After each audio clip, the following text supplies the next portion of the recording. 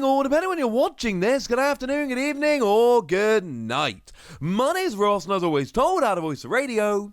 So today, we're going to continue our look at the complete history of the Pokemon trading card game by looking at a set that was, to use a pretty British phrase, an absolute corker. This was a good one, ladies and gentlemen. Boundaries Crossed was awesome. It released in Japan on July the 13th, 2012, following in English on the 7th of November 2012, so not legal for Worlds 2012, would come in for Worlds 2013. And this was actually the set that brought us into Black and White too.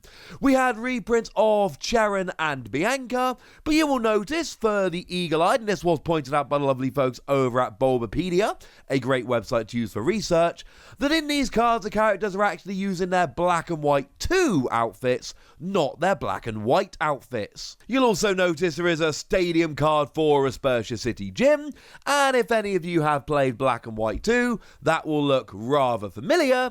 If you haven't, it probably honestly won't. It brought us kind of the debut of Keldeo. Kind of. We did have 3 different Keldeo cards in the set, 2 non-EX and an EX. But there was also a promo as well. So I'm going to let you decide which of those is actually first. In Japan, it was given out when you bought the set, so it really is kind of much of a muchness. But the point is, lots of Keldeo. We also, and we kind of had to in a Black and White 2 set, right, saw the debut of Black Kyurem and White Kyurem. Both of them got a regular card in the set, and both of them got an EX card in the set as well. And as if that wasn't enough new Black and White 2 focused stuff, we also saw the debut of the variant form of Landorus, and that was a card we would be seeing for quite some time moving forward. So we were in full-on Black 2 and White 2 territory, and we've talked about this in the past on this channel. Sometimes when a sequel, remake, etc. gets released, we get a set called something like EX Fire Red and Leaf Green, and other times, we don't, but if you look at the set, it is extremely obvious that it is a Black and White 2 focus set. Now, the really cool new thing in this particular set was the introduction of Ace Spec trainer cards. And Ace Spec trainer cards were kind of cool. They were all trainer cards, as the name might suggest, and they were limited to 1 per deck. But like the old Gold Stars, they were limited to 1 per deck. So not only was it 1 of each, it was 1 in total. As soon as you played 1 of any of them, you would not be allowed to play any other Ace Spec in your deck.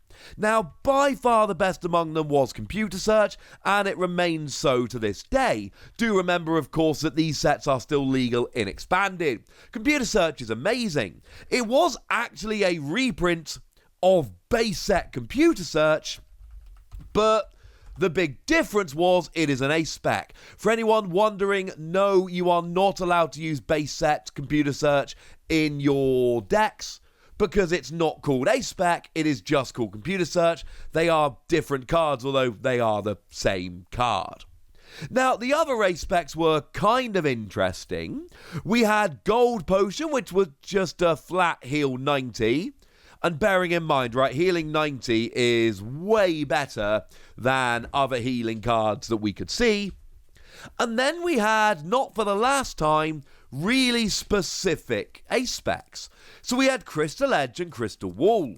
Crystal Edge meant that your White Kyurem EX did an extra 50 damage. Crystal Wall put Black Kyurem EX up to 300. And because we had a good Black Kyurem EX and we never had a good White Kyurem EX, Crystal Wall saw a bunch of play, and Crystal Edge saw basically none. I don't ever really remember seeing it in a deck. It was not good.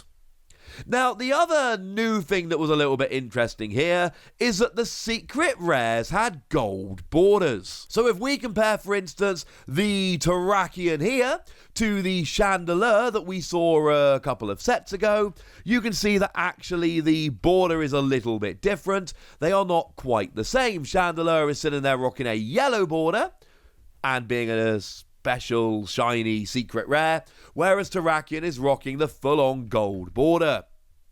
Speaking of the secret rares, we might as well have a quick look at them. There was the aforementioned Terrakion. We also had ourselves, and that was the really good Retaliate Terrakion that did 90 damage if you had a Pokemon KO'd last turn. Great card because it was a phenomenal Darkrai counter, and it saw just a whole bunch of play because Darkrai at the time was running around absolutely everywhere. We then saw a reprint of the Golurk with Devolution Punch, 60 damage and put the higher stage evolution back to your opponent's hand, the theory being that you could KO the basic underneath it. Wasn't an amazing card. And the Altaria, that meant that your Dragon Pokemon's attacks do 20 more to your opponent's active, which did see a bunch of play. We also got a Gold Rocky Helmet, the one that damaged the Pokemon attacking. It was a cool little card that did a little bit of damage here and there, but of course at the time, items were quite rare as secret rares. We didn't see them very often, so this really was extremely cool. We had seen Pokemon Catcher 2 sets earlier, but like I say, gold items at the time were extremely rare. We just did not see them going into sets like we do nowadays. Now, we also started rocking a bunch of full art supporters here, and this was very interesting to me indeed. Because you see, exactly 1 year earlier in the November 2011 set, we had seen full art N. And that was it. That is all we had seen in terms of full art supporters. And then all of a sudden, we get a deluge in this particular set. So we see full art versions of the trio here, of Bianca, very cool card, let you draw till you got 6 cards in your hand, saw a bunch of play. Cherin, let you draw 3 cards, was terrible, saw no play. And the brand new Skylar card, Skylar was new in this particular set, that let you search your deck for any trainer card, and Skylar did see a whole bunch of play, and for fairly obvious reasons has become a very popular card. Now, there were also a bunch of EXs, and obviously these all had full art equivalents in the set as well here. So we saw ourselves Celebi EX. Had a nice ability that let you use attacks from previous evolutions, still never really saw a huge amount of play. Keldeo EX was a phenomenal, and I mean this very literally, game-changing card that saw a phenomenal amount of play. We'll talk about that in a moment. Cresselia EX was an interesting card that let you heal 10 damage from it between turns. It comboed really nicely with, for instance, Reuniclus, that, of course, let you move damage around your side of the field. So you would move damage and then just start healing with Cresselia. It was never really good enough, but it was kind of fun. Landorus was a phenomenal, over-the-top, great card. We'll get there in a moment. Black Kyurem EX would be amazing, but not this one. There would be a second Black Kyurem EX a little bit later. That one was full-on, flat-out phenomenal. This one was not. And then White Kyurem EX. 150 plus burn. It was not a good card. It never really saw any play whatsoever. Now, in terms of the pre-release promo here, it was Flygon, and Flygon was actually a really good card. We'll get there in a moment. And you did have the usual pre-release deck box that we were having for all of these sets around about that time. In terms of the most expensive card in the set, it was Full Art Skylight, still is. You'll pay about $100 for this, but like we've seen, as we get more and more recent, the money cards are not quite that expensive. Full Art Skylar is definitely one to look out for in the future. Interesting as a little side note here, you'll still pay $50 odd for a computer search, and if there are big expanded tournaments happening, often more than that, because it's still legal in expanded. If you're playing an expanded, computer search is still a one-of in every expanded deck. The only exception being if you have a different Ace Spec you'd rather play instead. It is still a phenomenal staple card. Now, if we take a little bit of a look at the theme decks here, you probably won't be surprised to learn that one is focused around Black Kyurem and one is focused around White Kyurem. Now, Ice Shock was the Black Kyurem deck, and as we're going to see in a minute, Black Kyurem was a genuinely good playable card that saw a whole bunch of play, so it's something you absolutely need to be looking out for. In the deck, you got both a holo and a non-holo version, and it was a non-holo in the set properly, so that meant that the holo was exclusive to this particular deck. And then there were non-holos of Jellicent, Electivire, and Blastoise, and the non-holos of Electivire and Blastoise were exclusive. They were holos in the set proper. But given how great Blastoise was, we'll get there in a minute, the fact that you got Black Kyurem and Blastoise made this a really, really good theme deck. It was one of the more popular theme decks we've seen because it really was good. Oh, and it did that thing that I always enjoy where the coin was Black Kyurem. I love it when theme decks come with coins featuring the Pokemon in the theme deck. That always makes me happy. As for Cold Fire, it was not quite as good. We did still get the coin, which was lovely, the appropriate one. And we did get holo and non-holo White Kyurem, the holo being exclusive, but it wasn't particularly amazing as a card. We then got non-holos of Camerupt, Keldeo, and Samurott, and the non-holo Samurott was exclusive. It was a holo in the set proper, but none of these cards were particularly playable, and there was only one non-holo exclusive, and Ice Shock was a far, far better theme deck. Now, moving over into the best cards, we've got to start with Computer Search. Computer Search was, and still is, and expanded, a game-changing card. Being able to have an item card that searched out any card you liked was phenomenal. Sure, you had to discard 2 cards from your hand, nobody cared. The deal was, at the time, and like I say, in expanded, this is still true. Either you play Computer Search, or there is another Ace Spec you prefer, but for the majority of decks, it is still Computer Search. Blastoise was a phenomenal card that had an ability that we had seen a few times before. It let you attach as much water energy during your turn as you liked. And it was such a good card that it did actually go and win the World Championships. It was that gosh darn good. Now, there are a couple of cards we do need to mention very quickly for Blastoise. Archie's Ace in the Hole would come a few sets later. That allowed you to play Blastoise from your discard straight away if it was the only card in your hand, and then you drew 5 cards. So Archie's Ace in the Hole actually allowed you to get a turn 1 Blastoise, and did make it a lot better. And similarly, Superior Energy Retrieval was a phenomenal card that would let you get 4 energy back from the discard, and in a deck where you can accelerate as much as you like, that was obviously big. Blastoise was good right away, but it got better over time.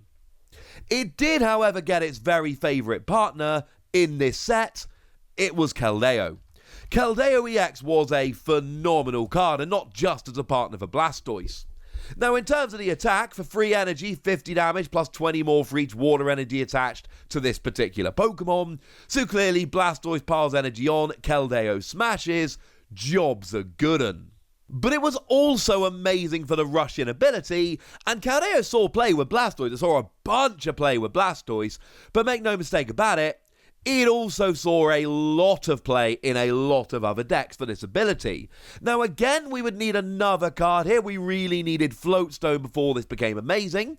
Floatstone gave free retreat, so essentially what you could do was attach a Floatstone to Keldeo, and then you could just jump in the active and retreat to whatever you wanted.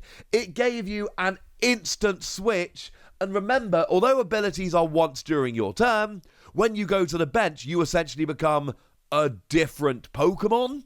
So it was essentially as often as you liked during your turn. And it gave you answers to things like Excelgor. Remember, Excelgor got automatic paralysis. And we saw this really interesting thing with the way the format unfolded. Excelgor got automatic paralysis, so people would play Keldeo so they could jump in the active, retreat, and essentially get around paralysis. So Excelgor players would start playing stuff to gust up Keldeo and try paralyzing Keldeo. So players started playing double Keldeo, so that even if your opponent tried to use special conditions with Excelgor or other things to trap Keldeo in the active, you would have a second Keldeo ready to go. Double Keldeo was legitimately used in a lot of decks to get around special conditions. It was one of the very best cards in the game. Now, Landorus EX was a phenomenal attacker. For 1 energy, you did 30 to the active, 30 to the bench. For free energy, you did 80 damage, and you could discard all fighting energy from this Pokemon and do 70 more damage. But the thing is, you were hitting weakness on Darkrai, and for evolution decks, most of them at the time, 60 HP was standard. That was generally the deal. So you would essentially hit 30 to the active, 30 to one of your opponent's bench, and then you would do it again, and that would be a double KO on their evolving Pokemon.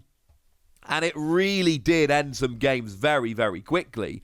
Of course, if you were against electric decks, which were very big at the time, they had 90 HP, so you would hit them for weakness, and then when they're on the bench, you'd hit them a second time, and that would be exactly 90, and you would get the KO. Not to mention that Dynamo was weak. I played a lot of Landorus, and I beat a lot of electric decks and a lot of Darkrai decks, because frankly, you had a really big basic attacker that was incredibly efficient, and it weakness on two of the very best decks in the format.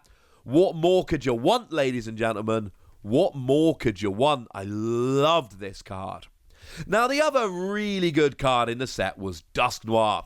Dusknoir just let you move damage counters around your opponent's Pokemon. You could always move one damage counter from one of your opponent's Pokemon to another. As a side note, on PTCGO, this was an absolute nightmare, because at one point it took like 4 clicks just to move one damage counter, and you would sometimes need to move legitimately like 20 in one turn, and it was just torturous. Luckily, that's not the case anymore. They've made it way better. But for a while, it was not fun. And this was amazing. Now, we used it in decks like Empoleon because it set up KOs. You would hit with Empoleon, your opponent would go to the bench. So what you would do is you would move just enough damage counters to the active that you could get a KO with Empoleon. But it took on another level with Excelgor. Now, it must be borne in mind at this stage that Excelgor would always be played, well, almost always, with either Vileplume or Gothitelle, the thing that they have in common being item lock. So your Excelgor would automatically paralyze your opponent, and the item lock would stop them being able to switch out. So they were stuck in the active. And Dusknoir would make sure that your opponent's active Pokemon never got KO'd. You would keep moving damage from the active to the bench, making sure that they were always paralyzed, always item locked, and they wouldn't even get that one turn, because generally with Excelgor decks, there would be that turn where you would get KO'd, and then you would have a turn, unless poison KO'd going into your opponent's turn. And that, of course, would be the other thing. You would use Dusknoir to manipulate it, so if a Pokemon was KO'd, it would always be KO'd by poison coming into your turn, so your opponent would never ever have a turn after their opponent got KO'd. And it was just, control decks loved it, alright. It got a little bit annoying. Now, in terms of other cards that weren't game breaking but were very, very fun, Ditto could evolve into any basic Pokemon, and then it was that Pokemon, which meant you could go basic stage 1 if Ditto had been down for a turn. And this led to some really fun tech options, and also if you didn't draw the basic you wanted turn 1, this would give you a little bit of breathing room. Mana was an awful lot of fun. Once during your turn you flipped a coin. If heads, your opponent's active is asleep. If tails, your active is asleep. But bearing in mind you're going to be playing Caldeo, so you could easily get around the sleep. And if your opponent wasn't playing Caldeo or didn't have it out yet, and bearing in mind this was great in item lock decks, that would be hilarious for you, not for your opponent.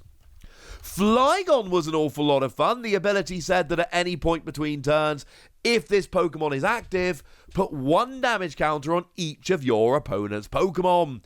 And this made a great combo with Excelgor and Dusknoir, because you would Excelgor for paralysis and poison, and then when you went into the deck, Flygon would come out, start spreading damage, and then Dusknoir would move it around to get KOs, prevent KOs, whatever you needed to do. Although this deck often had to be played without item lock, but the fairly obvious reason of there's a lot going on, you're already playing Stage 2 Dusknoir and Stage 2 Flygon, Vileplume might be a bit much, but oh my goodness, this was a fun one. Now, Black Kyurem was a really good card, not necessarily for now, but because, as I mentioned, there would be another Black Kyurem coming down the line. And the second Black Kyurem was absolutely phenomenal. It came around in Plasma Storm, and for 4 energy, you did 200 damage. You played it with Blastoise. You would have 1 lightning you attach normally, all the water would go on from Blastoise, and it was great. But the good news is that this Black Kyurem got a 1-hit KO on that Black Kyurem, so you were absolutely fine. And again, this was played in Blastoise decks just as a single prize counter to Black Kyurem EX. It turned out to be a very important card. Now, Vileplume was never a game breaker here, but it did make all weakness 4 times, and it was never a great card. It never led to real high finishing decks or anything like that, but it was so much fun to play around with 4 times weakness, I had to give it a little bit of a mention. Stoutland, similarly, it would be better in future sets, but it had an ability whereby as long as it was active, your opponent couldn't play supporter cards, so that was one that a lot of people tried playing around with, because not having supporters was very annoying. And then one that saw a weirdly large amount of play was the Ordino. The ability, once during your turn, if this Pokemon in your hand, you may reveal it, heal 10 damage, remove a special condition, and discard it. It could be used as a cheeky counter to something like Excelgor, because even though it got rid of a special condition, it wasn't an item card, it was a Pokemon. And it was weird, it was a Pokemon that you played as an item card. We do not see this very often at all, but my word, was it an awful lot of fun. Moving over into the trainer cards here, I mentioned Dispersia City Gym earlier, and this was a very, very cool card indeed. Gave an extra 20 HP to colourless Pokemon. And the main reason I played it, and a bunch of other people played it, was Tornadus. Tornadus remained a great card for a very long time, so this just fit in there absolutely beautifully.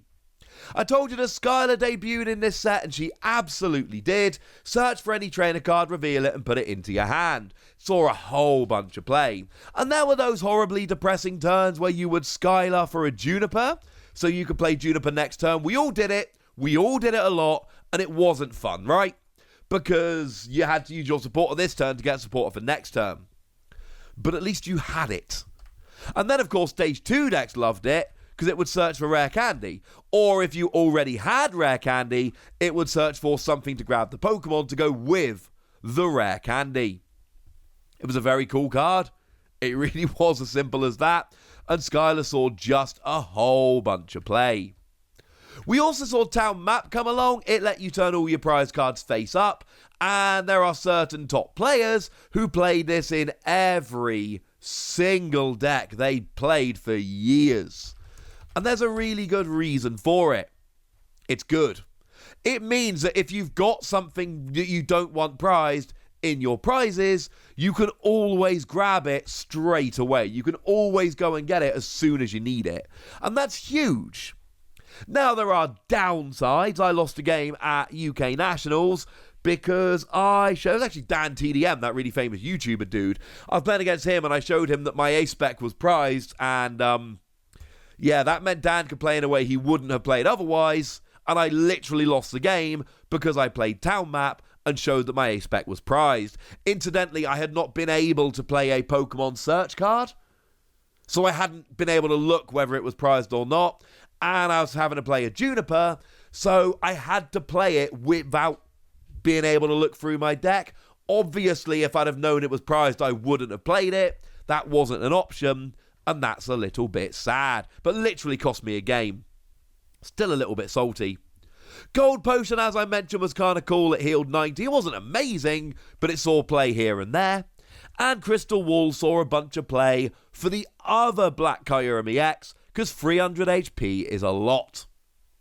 Now, in terms of top decks, I've mentioned Blastoise and Keldeo. This one really did just make itself. It was one of them. We see these every so often, right? These super obvious combos. This was one of them. Accelerate with Blastoise, smash with Keldeo. And this was one where Tropical Beach was great, because it meant that you could essentially, it was a stage 2 deck, right? So you basically sat there drawing cards for Tropical Beach until you got set up. Skylar was amazing because Rare Candy was huge, and I need to shout out the Squirtle, which couldn't be hit on the bench, which was actually weirdly good, especially with stuff like Landorus running around. Although, to be clear, you had a hilariously good Landorus matchup. It was better when Black Kyurem EX came around, and it was better when Superior Energy Retrieval came around, but that doesn't mean it wasn't a very good deck from the off. And like I say, when we got Archies, it went and won the World Championships. Another deck that was absolutely great was Landorus with Mewtwo and Garbodor. And the theory here was really simple. Mewtwo is a really good low energy attacker that counters Mewtwo. Landorus is a really good low energy attacker that counters Darkrai, and bearing in mind at the time Mewtwo and Darkrai were the best cards in the game. And Garbodor turns off abilities. So you ability lock your opponent while just using good weakness hitting low energy efficient attackers. Max Potion was really cool here, and this was the kind of deck that would actually use Gold Potion because you wanted to keep your big basics alive, and Max Potion you could do because you were low energy all the way along, and this was exactly my kind of deck. It was good. And then a quick shout out to Flygon with Excelgor and Dusknoir. I don't need to say too much more about this deck, we've kind of hit it already, but you paralyze and poison with Excelgor, switch into Flygon, spread a bunch of damage around, and use Dusknoir to make sure that the active doesn't get KO'd if you don't want it to, and to make sure you can take lots of KOs.